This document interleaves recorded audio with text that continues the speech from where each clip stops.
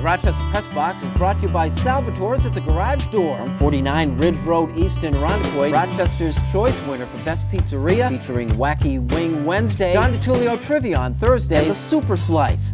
It's as big as your head. Games are always on at the Garage Door, home to the Rochester Press Box.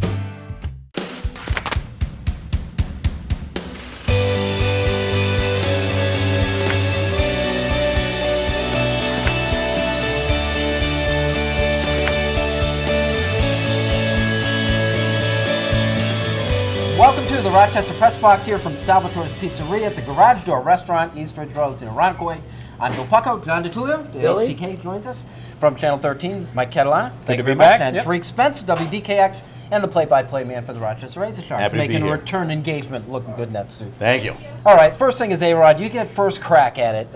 Just in a broad sense, what do you make about what happened this past week? He's trying to appeal to the working class, and it doesn't work. And every attempt he makes him look worse. Having your lawyer going after David Ortiz, it doesn't work. He tried to go after Major League Baseball, fight the big corporation. Didn't work. Everything that he does is try to get people to like him, and it doesn't work. We know he probably took performance-enhancing drugs. We can only say alleged, but really at the end of the day, he's just trying to fight and get someone on his side. He's drawing straws. It's not going to happen. You know, the real bad, that whole thing throwing, and it wasn't done directly, didn't use him by name, but putting Ortiz out there, that's... It's funny. I was wondering if A-Rod could find somebody as slimy or slimier than him. His lawyer, to be right? His attorney. He just fits them all, doesn't he, that guy? And he basically named David Ortiz. I mean, when you say a godlike guy in Boston as a baseball player, Ortiz is the only guy that fits that description. You want to do that? Have the guts to say his name, back it up with some sort of proof, which he didn't do, which I thought was cowardly. They're screaming. And anytime you're in an argument, you're screaming, you know you're losing. Skeevy people attract skeevy people. Very word. Right? Skeevy people, from Bosch to A-Rod's attorney. They should all just go on one island together. And the thing with A-Rod is that I think he's lied so much, he actually believes the lies now. You always hear that. He believes it. He believes that he's innocent. And you know what? If I'm going down, then you're going down. Yeah. That means David Ortiz. Why is anybody picking on David Ortiz? Why is everyone picking on me? Well, you know what? Why am I picking on you? Because you've cheated the system for I don't know how many years, your entire career? I'm with John on that. I think he has cheated his whole career. I think he's been taking performance-enhancing drugs for his entire time. Yeah. He just ended up getting caught. And you talk about a guy out on an island. I mean, you're ripping a popular guy like Ortiz, who was supposedly your friend. And a fellow Dominican. None of his teammates seem to like him. And you go after the players' union.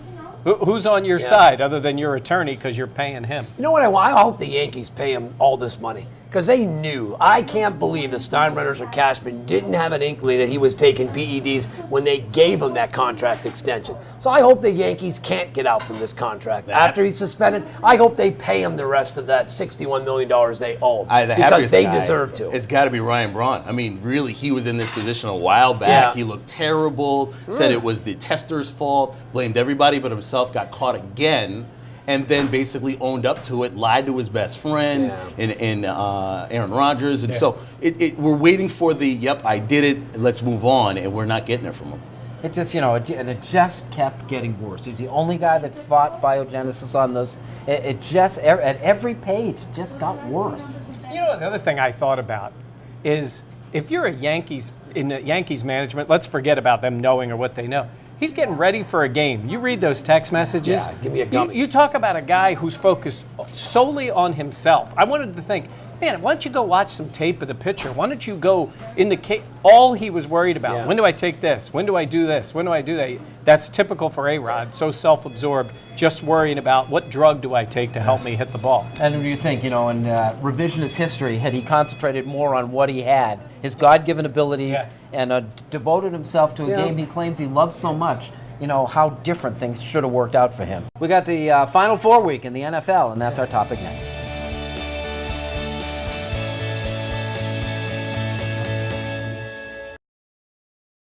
Welcome back to the Rochester Press Box here from Salvatore's Pizzeria at the Garage Door Restaurant. Michael, tremendous NFL games this week. Kick us off. It's hard to beat what we have. I mean, we've got Brady and Manning. If you've heard anybody mention those two were playing each other this week, And then you got the young guys on the other side, and Wilson and Kaepernick. I think right now, certainly in the playoffs, these were the 4 best teams. I think it makes for a great matchup. I think we got a great Super Bowl no matter which way it goes. You got the old school superstar, championship winning quarterback that's going to be on one side, and on the other side, one of these young guys is going to get another shot, maybe a second for Kaepernick and a first for Wilson.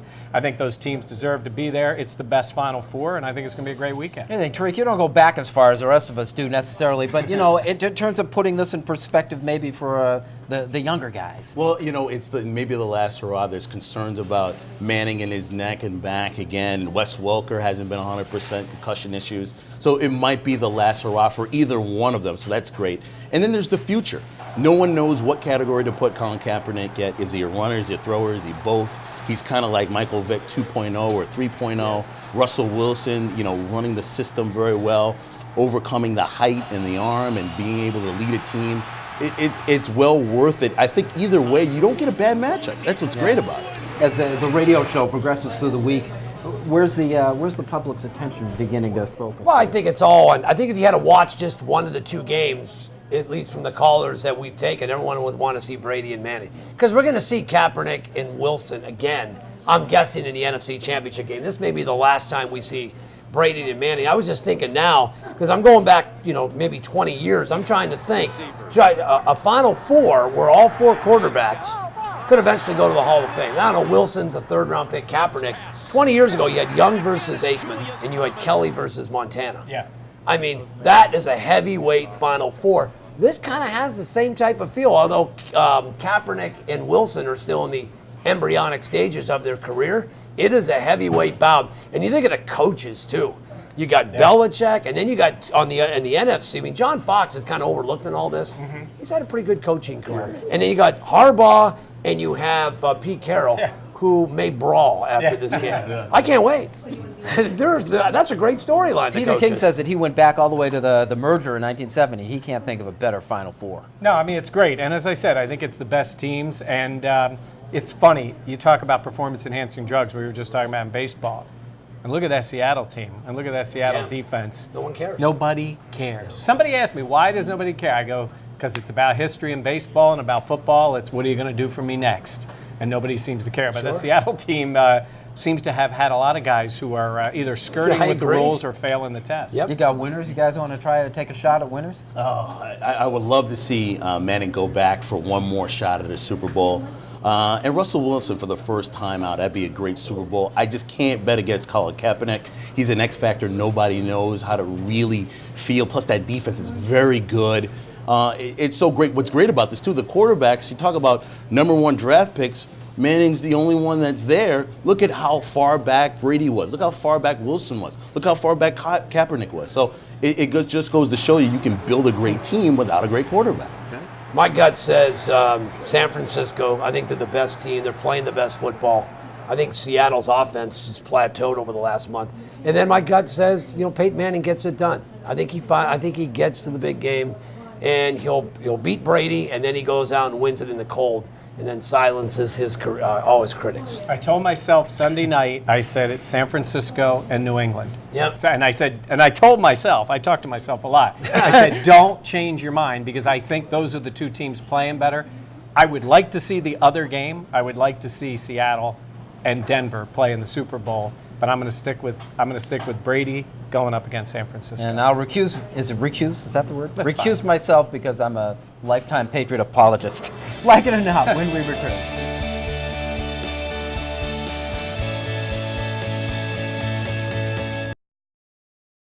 Back with the Rochester Press Box here from Salvatore's Pizzeria, Garage Door Restaurant. The Rochester Lancers, by the way, next time they'll be home will be February the 9th. They'll take on Milwaukee. Their next 3 games are on the road. They return home on the 9th, and then they play 3 straight at home. So go out and see the boys. Like it or not, Kaepernick or Wilson? Short term, long term. Who do you like? Boy, I like them both. Can I say both? Ah, you got to pick one. Pick one? Boy. Well, it depends on who the coaches are there. I mean, I think in Harbaugh and Kaepernick can stay together. My money is on Colin Kaepernick.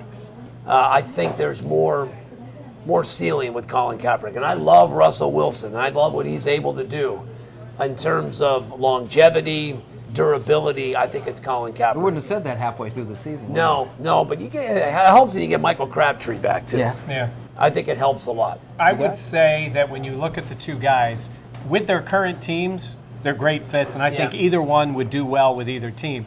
When I look at them, sometimes when I look at them and say, stick one of those guys on Jacksonville, Buffalo, Cleveland, one of those teams, I'll take Kaepernick over Wilson. As much as I like Wilson, I like a lot that he does, I think it helps him that he is on a team with a tremendous running game and a great defense. I don't know if he's the guy that could carry a team. I give Kaepernick more of that. But on the current team he's on, Wilson is the perfect fit for that team. There's no loser in this one. They're both great guys. They seem to be great individuals. They seem to know how to lead their team.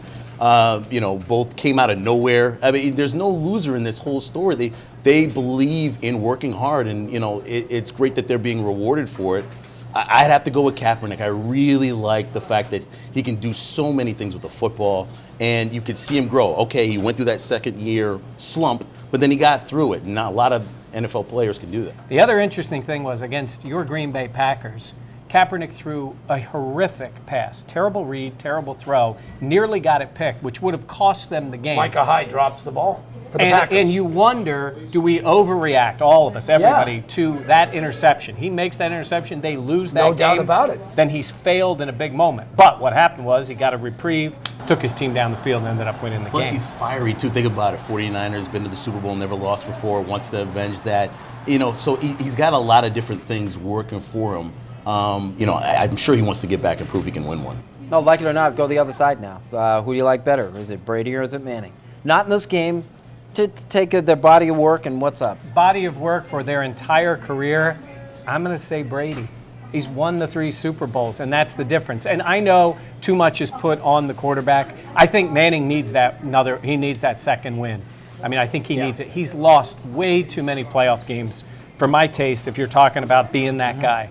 I mean, he just survived, which would have been his 9th season making the playoffs and losing in the first game he played. That's too many for a great player. And I know it's a team thing, and I know there's a lot of other people involved. But even the year they won the Super Bowl, he threw more interceptions than he did touchdowns, and he's the only guy to ever do that to win a Super Bowl. I think Brady's in the category who's done more with less throughout his career. He's one of the guys up there. I think he probably ranks near the top. I'm talking, when I say less, I'm talking about skill players. Other than 2007, the year they lost in the Super Bowl, when they had Moss and they had Welker, you go back to those early days, and if he wins the Super Bowl this year, anoint him ahead of Joe Montana. Minus Welker, minus Aaron Hernandez, minus Wilfork, Gronkowski. This, to me, catapults him to me. He leapfrogs Joe Montana. The contrary opinion was served up by Drew Bledsoe, who may or may not be a neutral observer in all of this. He said the Colts were much worse off the year Manning missed than the Patriots were the year Brady left. And for him, he said, that's an example. I think Manning means so much more to his team than Brady does. He might mean more to his team. That might be the case. He used that as sort of the tiebreaker. Yeah, he says, and I mean, you could say that, but it almost goes the opposite way, because I look at Brady, when the games get tough, I'm not talking about winning 10, 11 regular season games. When the games get the toughest is when Brady has been his best. Now, he was a game manager Sunday, so was Russell Wilson for the most part in those games, but that's normally not his role. I think you look at the Patriots' culture, that you take Belichick and Kraft out of the equation, and then keep Brady. I think it's all about the Patriots' culture. Nothing against Jim Caldwell, but if you take Belichick away in 2008, and you take Caldwell, you know what I'm saying? If you take Bill Belichick away, I don't know if they're winning 11 football games in 2008. Big moments at big times. Brady has been great, and Manning has struggled. Though at the end of that game Sunday, it got really close, and he made 2 great throws to put the game away. Well, let's do one non-football. Tariq, what do you make of that 5-game winning streak by your New York Knicks? Nice, too little too late? Can you say that yet? It's great that they benched J.R. Smith. It's great that they're showing a little bit of fire and fight for their head coach. I like Woodson, but this team isn't as good as the Heat and the Pacers. It needs to be blown up. I love the way Carmelo Anthony's played the last couple of games. Is that the way we have to think, though? If they're not there, they're useless? Can No, you be because third best and be you're happy? constantly fighting the 2 best teams in the league, and then the team chemistry. I love my Knicks, but we're behind the 8 ball here. We cannot get past the Heat. We cannot get past the Pacers. Maybe if LeBron leaves Miami, you reshuffle the deck a little bit. But, the biggest chip is Carmelo. What do you do with him? J.R. Smith didn't work. I like Woodson, but you got to blow up the team. Fun while it lasted, though. Yeah, I guess so. Unfinished business when we return.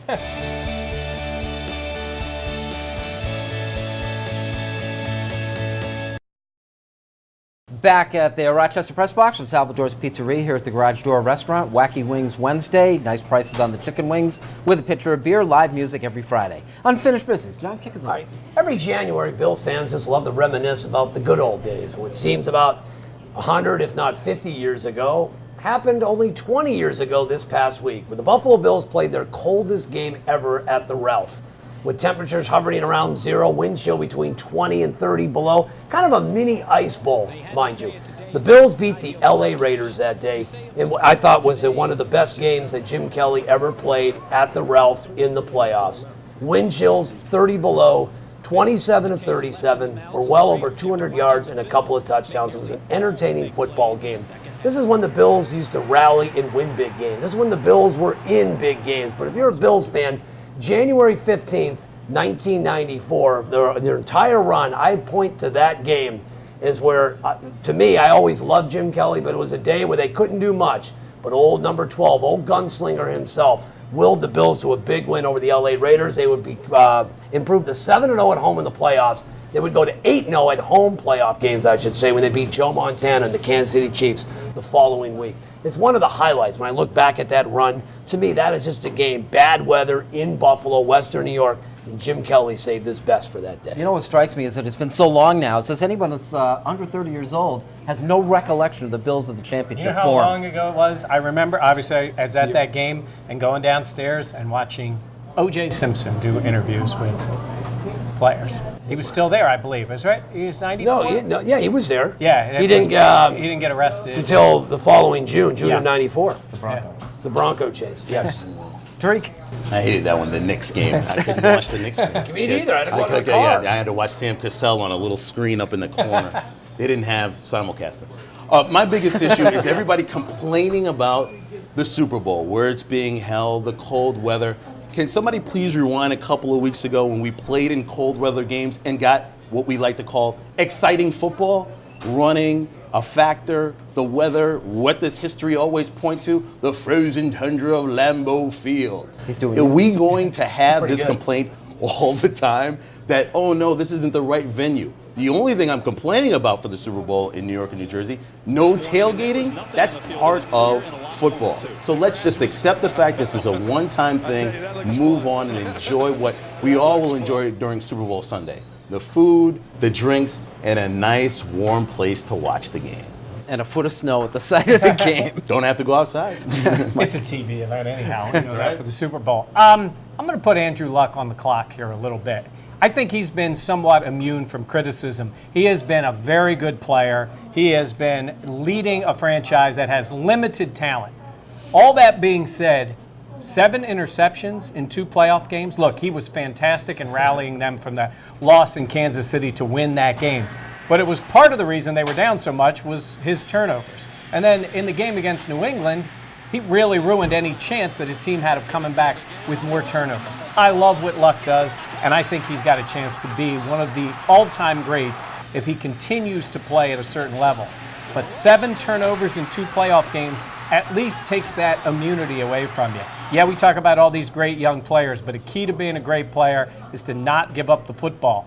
Andrew Luck's going to have to watch that going forward because he hurt his team maybe almost as much as he helped them in that New England Everyone game. was so ready to dismiss that, too, you know? That's what I'm saying is, I mean, I understand that he's been great, and I understand the talent level on that team is not what some of the other teams are.